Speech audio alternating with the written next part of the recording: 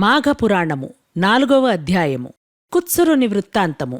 పులిముఖం గల గంధర్వుని వృత్తాంతంను దిలీపునకు వివరించిన తరువాత మాఘమాస మహత్యం గురించి వశిష్ఠుడు తిరిగి ఇట్లు చెప్పుచుండెను. పూర్వకాలమున కుత్సురుడను పేరుగల విప్రుడొకడుండెను. అతడు కర్దమముని యొక్క కుమార్తెను వివాహమాడెను. కొంతకాలమునక దంపతులకు ఒక కుమారుడు జన్మించెను. కుమారునికి 5వ ఏడు రాగానే ఉపనయనము చేసెను. ఆ బాలుడు దినదినాభివృద్ధి నొందుచు పెద్దలను గౌరవించుట, విద్యాభ్యాసము పట్ల శ్రద్ధజూపుట, నీతి నియమాలను పాటించుట, దైవకార్యములందు భక్తి కలిగియుండుట మొదలగు కార్యములను నెరవేర్చుచు సకల శాస్త్రములను అభ్యసించెను. ఈ విధంగా కొంతకాలం గడిచెను. ఆ బ్రాహ్మణ బాలునకు యుక్త వయస్సు వచ్చెను. అతనికి దేశాటనకు పోవలేనని కోరిక కలిగి తీర్థయాత్రలకు బయలుదేరెను.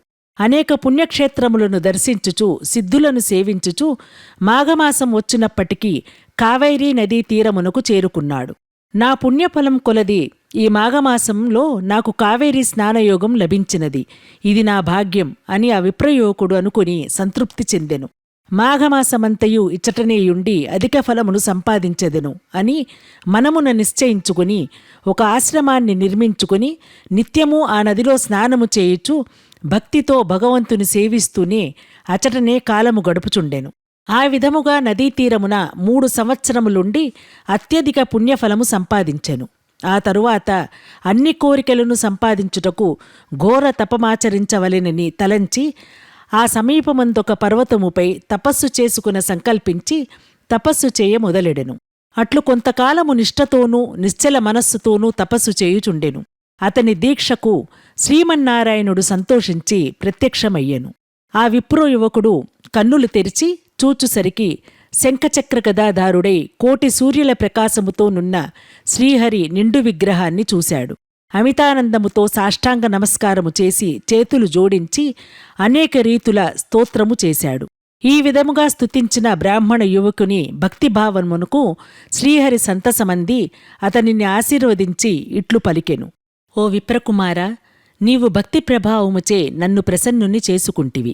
అది ఎటులనగా, నీవు విడవకుండా అనేక పర్యాయములు మాఘమాసములో నదీ స్నానము చేసి తపశ్శాలురులు కూడా పొందని మాఘమాస పుణ్యఫలమును సంపాదించితివి. అందుచేతనే నీపై నాకు గాఢానురాగము కలిగినది. కాన నీకేమి కావలేనో కోరుకునుము, నీ అభీష్టము నెరవేర్చెదను అని శ్రీమన్నారాయణుడు పలికెను. శ్రీహరి పలికిన పలుకులకు ఆ బ్రాహ్మణుడు తన్మయుడై, ప్రభూ, జగద్రక్షక, సర్వాంతర్యామి, ఆపద్బాంధవ నారాయణ, నీ దివ్యదర్శనము వలన నా జన్మ తరించినది. నిన్ను చూచినది మొదలు నేను ఏ విధమైన సుఖాలు కోరుకునుటకు నా మనస్సంగీకరించలేదు. మనుజుడు ఏ మహాభాగ్యము కొరకు జీవితాంతము వరకు దీక్ష వహించునో అట్టి మహాద్భాగ్యము నాకిప్పుడు కలుగగా మరొక కోరిక కోరగలనా? నాకింకేమియో అవసరము లేదు. కాని మీ దివ్యదర్శనము నాకు ఎటుల కనిపించినదో అటులనే అన్ని వేళలయందు ఈ స్థలమందు భక్తులకు దర్శనమిచ్చుచుండవలెను. అదియే నా కోరిక అని ప్రార్థించెను. శ్రీహరి ఆ విప్రకుమారుని కోరికను మన్నించి నీ అభీష్టము నెరవేర్చెదగాక అని పలికి నాటి నుండి అచటనే ఉండిపోయెను. కొంతకాలమునకు తల్లిదండ్రులను చూచుటకై తన గ్రామమునకు వెళ్ళెను. చాలా దినములకు కుమారుడు వచ్చెనని వృద్ధులై ఉన్న తల్లిదండ్రులు మిక్కిలి సంతోషించి కుశల ప్రశ్నలు అడిగిరి. విన్నారుగా, మరి ఆలస్యమెందుకు? ఇప్పుడే మా సనాతన నిధి ఉచిత మొబైల్ అప్లికేషన్ను ప్లేస్టోర్ నుండి డౌన్లోడ్ చేసుకుని ఫ్రీ రిజిస్ట్రేషన్ చేసుకుని మేము నిర్వహిస్తున్న రోజువారీ క్విజ్లో పాల్గొని బహుమతులు గెలుచుకోండి.